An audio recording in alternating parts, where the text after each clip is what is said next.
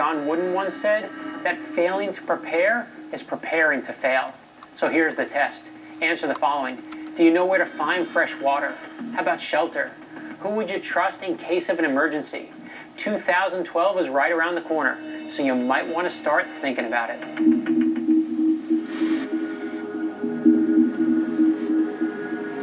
Doctors don't make disease, they cure it. Mechanics don't break cars, they fix it. Survivalists don't make the disaster, they just hope to live through it.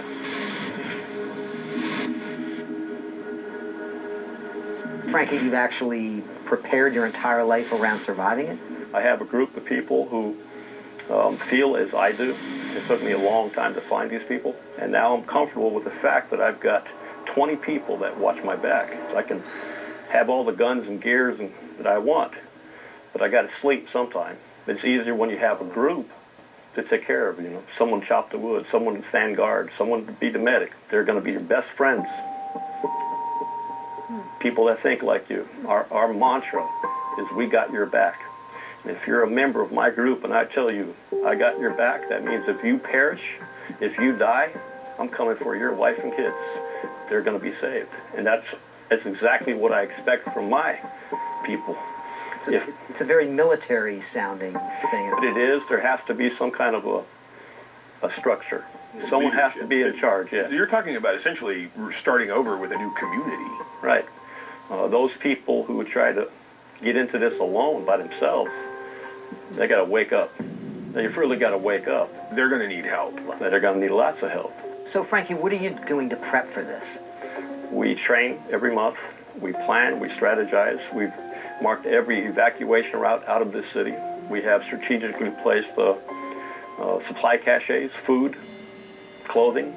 We have medically trained people, ham radio operators, psychiatrists, psychologists, mechanics, you name it. When this thing hits, do you all know where you're supposed to meet and live together? We have a notification system that, when available, is used by telephone, cell phone, text message. Right.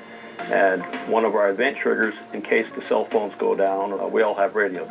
Should batteries fail and everything like that, and pretty soon there's no electricity, no technology, do you still have a contingency plan? The lights are out. 14 days from there, we are living in a 15th century state.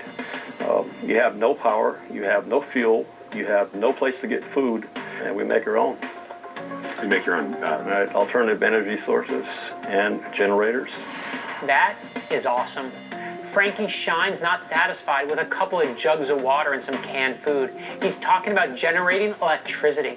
This is a man thinking about long-term solutions. No power, no water, no communication system. Not a problem for Franke. The man has read everything he can get his hands on about the end of the world. The Mayans predicted the purification of the world. Mm-hmm.